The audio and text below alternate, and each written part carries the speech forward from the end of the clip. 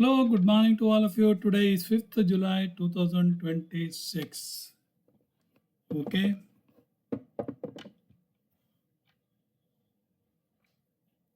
Let us see Ketu in different houses. First of all, Ketu I have taken in the 8th house, Libra. Pisces ascendant. ಏನಾಗುತ್ತೆ ಎಂಟನೇ ಮನೆ is for trauma, hurdles, death, secrets, occult, insurance, gratuity. ಈ ಮನುಷ್ಯ ಏನಾಗದ ಅಂದರೆ ಮೇ 10ನೇ ತಾರೀಕು 79 ವರ್ಷ ಅಂಗಾತ ಬಿದ್ದುಬಿಟ್ಟ ಸಡನ್ನಾಗಿ ದೇವ್ರ ಕೋಣೆ ಎದುರುಗಡೆ. ನೆಕ್ಕನ ಅಂಗಾತ ಅಂದರೆ ಮುಖ ಮೇಲ್ಗಡೆ, ತಲೆ ಟಕ್ ಅಂತೇಳಿ ಕೆಳಗಡೆ ಹೊಡೆದು ಗುಳ್ಳೆ ಆಗಿ ರಕ್ತ ಎಲ್ಲ ಸ್ಪ್ರೆಡ್ ವಿದಿನ್ ದಿ ಸ್ಕಲ್. ಆಯಿತಾ? ಸೊ ನಾನು ಇಮ್ಮಿಡಿಯೇಟ್ಲಿ ಅವ್ರ ಮನೆಗೆ ಹೋಗಿ, ಆದ್ರೆ ಆ ಹೊಡೆತಕ್ಕೆ ಒಂದು ರೀತಿಯಲ್ಲಿ ಅವನು ಹುಚ್ಚನೇ ಆಗಿದ್ದ ಅಂತೇಳಿ ಹೇಳ್ಬೋದೇನೋ. ಆದರೆ ನಮಗದು ಗೊತ್ತಿರಲಿಲ್ಲ. ನಾನು ಫೋರ್ಸ್ಫುಲ್ ಆಗಿ ಅವನ್ನ ಅಪೋಲೋ ಹಾಸ್ಪಿಟ್ಲಿಗೆ ಕರ್ಕೊಂಡು ಹೋಗಲಿಕ್ಕೆ ಅಂಗಿ ಪ್ಯಾಂಟ್ ಎಲ್ಲ ಹಾಕಲಿಕ್ಕೆ ಒದ್ದಾಡ್ತಾ ಇದ್ದೆ. ಸಿಕ್ಕಾಪಟ್ಟೆ ಶಕ್ತಿ, ಎಲ್ಲಿಂದ ಶಕ್ತಿ ಬಂತೋ ಗೊತ್ತಿಲ್ಲ. ನಾನು 74 ಇಯರ್ಸ್. ಆಯಿತಾ? ಕೊನೆಗೆ ಏನಾಯಿತು, ಅವನ್ನ ಸೇರಿಸ್ತು. ಅಲ್ಲಿ ಸ್ಕ್ಯಾನಿಂಗ್ ಎಲ್ಲ ಆಯಿತು. ಆಮೇಲೆ ಹೇಳಿ ನೋಡಿದರೆ ಅವನ್ನ ICUಗೆ ಸೇರಿಸಿದ್ರು. ಯಾಕಂದರೆ ಅವನು ಅಲ್ಲಿ ಆ ಸ್ಟಾಫಿಗೆ ಹೊಡಿಲಿಕ್ಕೆ ಹೊರಟಾದ. ಸೊ ಅದನ್ನೆಲ್ಲ ನೋಡಿ ಇಮ್ಮಿಡಿಯೇಟ್ಲಿ ಅವನಿಗೆ ICUಗೆ ಸೇರಿಸಿಬಿಟ್ರು. ಆವಾಗ ನನ್ನ ಕೆಲಸ ಮುಗೀತು. ಆಮೇಲೆ ಮತ್ತೆ ಸ್ಕ್ಯಾನಿಂಗು, ಆಪರೇಷನ್, ಯೂರಿನ್ ಬ್ಲಾಕ್ ಆಯಿತು.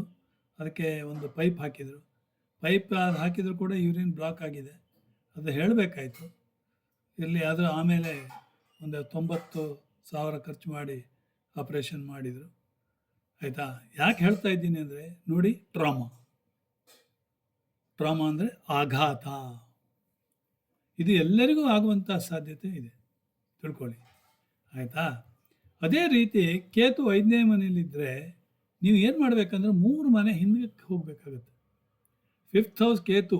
ಓಕೆ, 3 ಮನೆ ಹಿಂದಕ್ಕೆ ಹೋಗಿದ್ರೆ ಏನಾಗುತ್ತೆ, 2ನೇ ಮನೆ ಬರ್ತದೆ, second house. Second house is for finance, family, speech. ಆವಾಗ ಇಲ್ಲಿ ನಿಮಗೆ ತೊಡಕು ಉಂಟಾಗ್ತದೆ, ಪ್ರಾಬ್ಲಮ್ಸ್. ಫ್ಯಾಮಿಲಿ ಜೊತೆಗೆ ಡಿಸ್ಪ್ಯೂಟ್ಸ್, ಗಲಾಟೆ. ಓಕೆ. ಆಮೇಲೆ ಮನಿ ಪ್ರಾಬ್ಲಮ್ಸ್, ಬ್ಯಾಂಕ್ ಬ್ಯಾಲೆನ್ಸ್ ಮೇಲೆ ಕೆಳಗೆ, ಫುಡ್ ಅಲರ್ಜೀಸ್, ಇದೆಲ್ಲ ಶುರು ಆಗ್ತದೆ.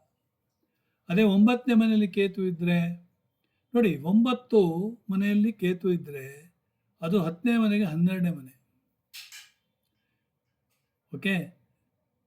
ಅದೇ ತುಲಾ ಲಗ್ನ ಆಗಿದ್ದ ಪಕ್ಷದಲ್ಲಿ ನಾವು ಬೇರೆ ರೀತಿಯಲ್ಲಿ ಹೇಳಬೇಕಾಗುತ್ತೆ. ಓಕೆ. ತುಲಾ ಲಗ್ನ 9ನೇ ಮನೆ ನೋಡಬೇಕು. ಇಲ್ಲಿ ಯಾವುದೇ ಇರಲಿ, 9ನೇ ಮನೆ ಕೇತು ಇದ್ದರೆ 6ನೇ ಮನೆ ನೋಡಬೇಕು. ಯಾಕಂದರೆ 8, 7, 6 3 ಮನೆ ಹಿಂದೆ. 6ನೇ ಮನೆ ಯಾವುದಕ್ಕೆ? ಕ್ಯಾರಿಯರ್. ಅಂದರೆ ಲಾಸ್ ಆಫ್ ಜಾಬ್ ಆಗ್ಬೋದು ಅಥವಾ ಚಾಲೆಂಜಿಂಗ್ ಇನ್ ಕ್ಯಾರಿಯರ್. ಈಗ 6ನೇ ಮನೆ ಋಣ, ರೋಗ, ರಿಪು. ಸೊ ನಿಮ್ಮ ಬ್ಲಡ್ ಟೆಸ್ಟ್ ಗೆಟಿಂಗ್ ಡಿಲೇಡ್ ಆಗ್ಬೋದು, ಆ ಥರ. ಇನ್ನು 10ನೇ ಮನೆಯಲ್ಲಿ ಕೇತು ಇದ್ದರೆ ಏನಾಗುತ್ತೆ, 3 ಹೌಸಸ್ ಬ್ಯಾಕ್ ಅಂದರೆ 7ನೇ ಮನೆ, spouse related issues or business partnership related issues ಬರ್ಬೋದು. 11ನೇ ಮನೆ ಕೇತು ಇದ್ದರೆ ಏನಾಗುತ್ತೆ, ಆವಾಗ 8ನೇ ಮನೆ ರಿಲೇಟೆಡ್ ಇಶ್ಯೂಸ್. ಅದೇ ಆವಾಗ ಹೇಳಿದ್ನಲ್ಲ, 11, 10, 9, 8 ಟ್ರಾಮಾ ರಿಲೇಟೆಡ್ ಎಲ್ಲ ಬರುತ್ತೆ.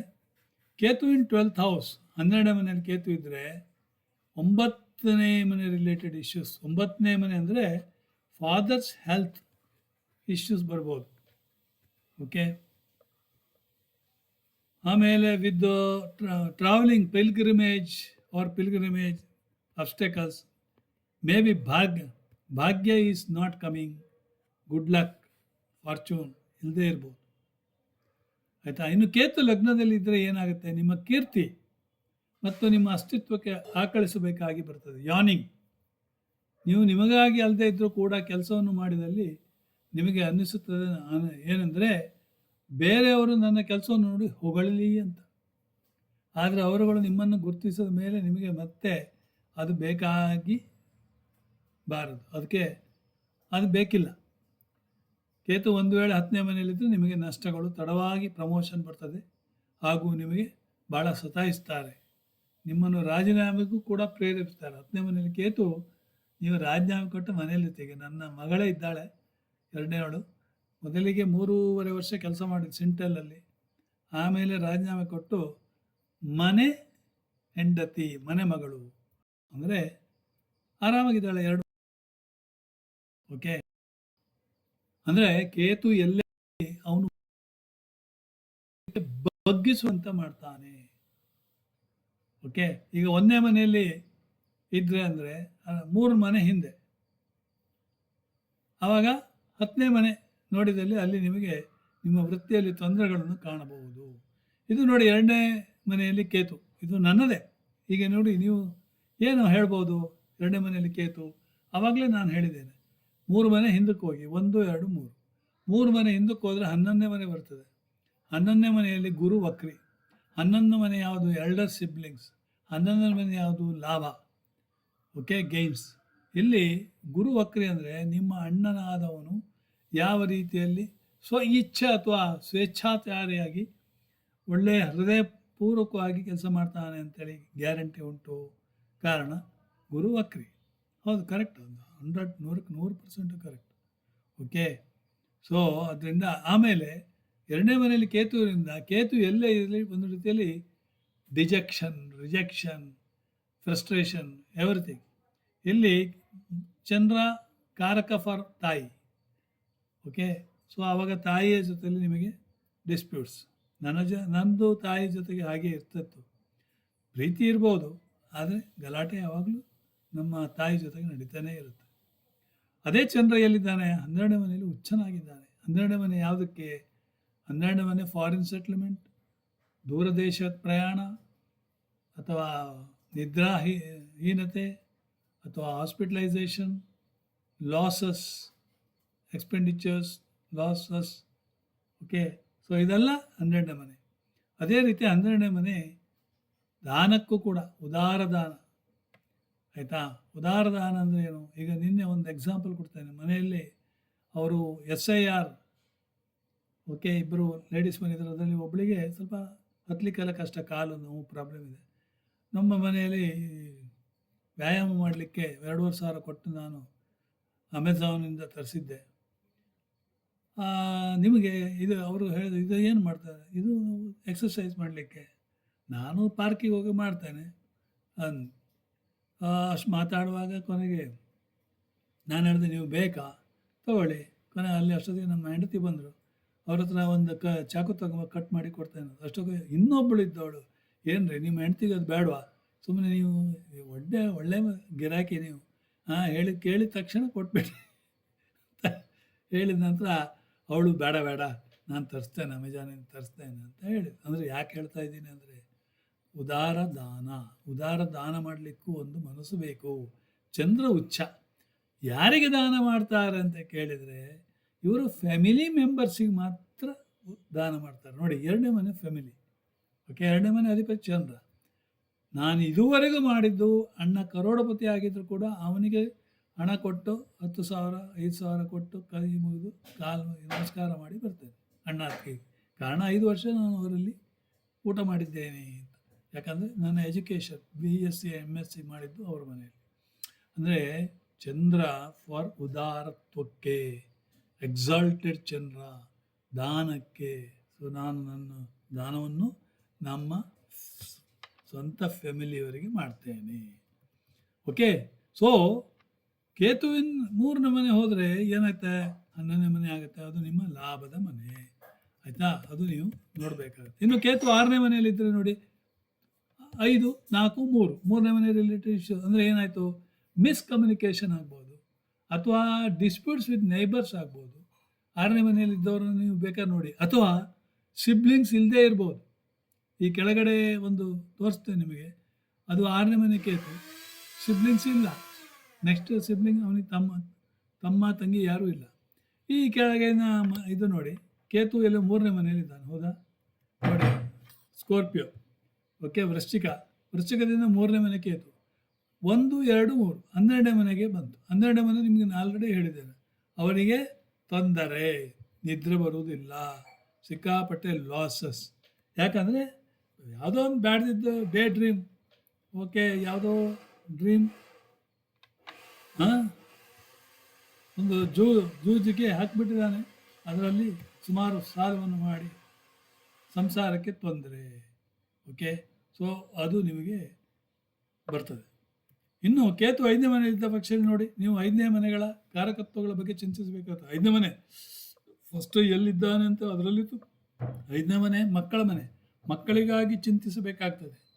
ಓಕೆ, ಸೊ ನಾನು ಎಷ್ಟೋ ಜನರು ನೋಡಿದ್ದೇನೆ, ಓಕೆ, 5ನೇ ಮನೆಯಲ್ಲಿ ಕೇತು ಇದ್ದವರಿಗೆ ಮಕ್ಕಳಾಗಲು ಭಾಳ ಕಷ್ಟ. ಏನು ಹೇಳ್ತಾರೆ ಅಂದರೆ PCOD ಪ್ರಾಬ್ಲಮ್, ಕೇಳಿದ್ದಕ್ಕೆ PCOD ಪ್ರಾಬ್ಲಮ್ ಅಂದ್ಬಿಡ್ತಾರೆ. ಆದರೆ ಕೇತು ಎಲ್ಲೇ ಇರಲಿ, ಈಸ್ ಗೋಯಿಂಗ್ ಡೌನ್, ನಿಮ್ಮನ್ನು ಬಗ್ಸಿಬಿಡ್ತಾನೆ. ನೀವು 2ನೇ ಮನೆಯಲ್ಲಿ ಕೇತು ಇದ್ದರೆ ನೀವು ಹಣಕ್ಕಾಗಿ ಹಾಹಾಕಾರ ಮಾಡಬೇಕಾಗತ್ತೆ. ಓಕೆ, ಅದೇ ಕೇತು 1ನೇ ಮನೆಯಲ್ಲಿದ್ದರೆ ನೀವು ಸ್ವಂತ ಪರ್ಸ್ನಾಲಿಟಿಗೆ ಹಾಹಾಕಾರ ಮಾಡಬೇಕಾಗ್ತದೆ, ನೇಮ್ ಆ್ಯಂಡ್ ಫೇಮಿಗೆ ಹಾಹಾಕಾರ ಮಾಡಬೇಕಾಗ್ತದೆ. ಆಯಿತಾ? ಸೊ ಅದು ನೀವು ಯೋಚನೆ ಮಾಡಬೇಕು. ಇನ್ನು ಕೇತು 6ನೇ ಮನೆಯಲ್ಲಿ ನೋಡಿ, 3ನೇ ಮನೆ ಕಾರಕತ್ವಗಳ ಬಗ್ಗೆ ನೀವು ಚಿಂತಿಸಬೇಕಾಗ್ತದೆ. ಓಕೆ, ಅದು ಇಂಪಾರ್ಟೆಂಟ್. ಇದು ಒಂದು ಕೆಳಗಡೆ ನಿಮ್ಗೆ ಹೇಳಿದ್ದೇನೆ, 6ನೇ ಮನೆಯಲ್ಲಿ ಕೇತು ಇದ್ದ ಅಂತೇಳಿ. ಹೌದಾ? ಇಲ್ಲಿ ಎಲ್ಲಿ 1, 2, 3, 4, 5, 6 ನೋಡಿ, ಇವನಿಗೆ ಸಿಬ್ಲಿಂಗ್ಸ್ ಯಾರೂ ಇಲ್ಲ, ತಿಳ್ಕೊಳ್ಳಿ. ಆಯಿತಾ? ಕೇತು 9ನೇ ಮನೆಯಲ್ಲಿ ಗುರುಗಳ ಸೇವೆಗಾಗಿ ನೀವು ತಲೆಯನ್ನು ತಗ್ಗಿಸಬೇಕಾಗ್ತಾಯಿದ್ರೆ, ಯಾಕಂದರೆ ಇದು 10ನೇ ಮನೆಗೆ 12ನೇ ಮನೆ ಆಗ್ತದೆ. ಗುರುವಿನ 12ನೇ ಮನೆ ಏನಾಗುತ್ತೆ, ಪಾದ ಒತ್ತಬೇಕಾಗತ್ತೆ, ಗುರುವಿನ ಪಾದವನ್ನು ಒತ್ತಬೇಕಾಗತ್ತೆ.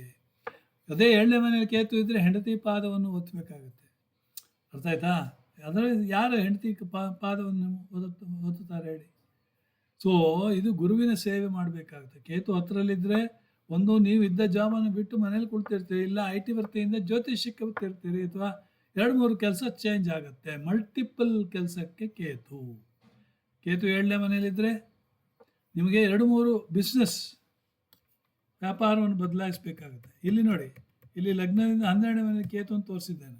ಓಕೆ, ಆದರೆ ಇದು ಕೇತು 3 ಅಂದರೆ 9ನೇ ಮನೆ ಪ್ರಾಬ್ಲಮ್. 9ನೇ father's health may be affected ಅಂತ ಆವಾಗಲೇ ಹೇಳಿದ್ದೇನೆ. ಓಕೆ, ಇನ್ನು ಶನಿ ಎಲ್ಲ ಕೂತಿರಲಿ, ಆವಾಗ ನಿಮಗೆ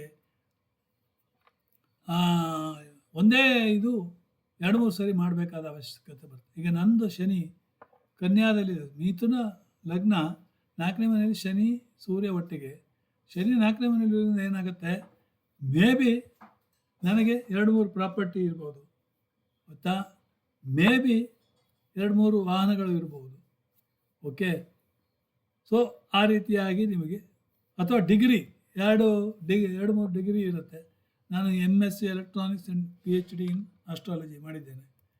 ಅದೇ ನಿಮ್ಮ ಶನಿ 3ನೇ ಮನೆ ಇದ್ದರೆ ನೀವುಗಳು 2 ಬಾರಿ ಅಥವಾ 3 ಬಾರಿ ಒಂದೇ ಕೆಲಸನ ರಿಪೀಟ್ ಮಾಡಬೇಕಾದ ಪರಿಸ್ಥಿತಿ ಬರ್ತದೆ. ಓಕೆ, ಸೊ ಚ್ವರಿ ಏನು ಹೇಳ್ತೇವೆ ಅವರು, ಬರೀ ಚ್ವರಿ ಅಂತೇಳಿ, ಅಂದರೆ 3ನೇ ಮನೆಯಲ್ಲಿ ಕೇತು ಶನಿ ಮತ್ತು ರಾಹು ಇದ್ದದ್ದು ನೋಡಿದ್ದೇನೆ, ಬರೀ ಚ್ವರಿ ಹೊಡಿತಾ ಇರ್ತಾರೆ ಅವರು. ಓಕೆ, ಆಮೇಲೆ ಶನಿ 7ನೇ ಮನೆಯಲ್ಲಿ ಇದ್ದಾರೆ, ಏನಾಗುತ್ತೆ, ಫಸ್ಟ್ ಇಂಪ್ರೆಷನ್ ಈಸ್ 32-33 ವರ್ಷ ನಂತರನೇ ಮದುವೆ ಆದರೆ ಒಳ್ಳೆ ಸ್ಟ್ಯಾಗ್ನೆಂಟ್ ಆಗಿರುತ್ತೆ, ಅಂದರೆ ಸ್ಥಿರವಾಗಿರುತ್ತೆ. ಆದರೆ ಅಲ್ಲಿ ಕಿರಿಕಿರಿ ಆಗ್ಬೋದು. ಓಕೆ, 7ನೇ ಮನೆಯಲ್ಲಿ ಡೈರೆಕ್ಟಾಗಿ ಸಪೋಸು ಕುಂಭಲಗ್ನದ ಇದು ಸಿಂಹಲಗ್ನ ಆಗಿದ್ದರೆ ಅವರಿಗೂ ಸಿಂಹಲಗ್ನಾಧಿಪತಿ ರವಿ, ಆಮೇಲೆ ಲಗ್ನಾಧಿಪತಿ ಶನಿ, ಇಬ್ಬರಿಗೂ ಆಗುವುದೇ ಇಲ್ಲ. ಹಾಗೆ ಇನ್ನು ಮೀನರಾಶಿಯಲ್ಲಿ ಶನಿ ಗೋಚಾರ ಇದ್ದರೂ ಕೂಡ ಅದೇ ರೀತಿ ಆಗ್ತದೆ. ತುಲಾ ಲಗ್ನದವರಿಗೆ 6ನೇ ಮನೆ. ಹೌದಾ? ಆದರೆ ತುಲಾ ಲಗ್ನದವರು ಮೆಡಿಕಲ್ ಟೆಸ್ಟನ್ನು 2 ಬಾರಿ ರಿಪೀಟ್ ಮಾಡಬೇಕಾದ ಪ್ರಸಂಗ ಬರುತ್ತದೆ. ಆಯಿತಾ? ಇದಿಷ್ಟು ನಾನು ಕಂಡುಕೊಂಡಂತಹ ಒಂದು ಗುಣಗಾನ. ಇಲ್ಲಿಗೆ ನಿಲ್ಲಿಸ್ತೇನೆ. Thank you very much.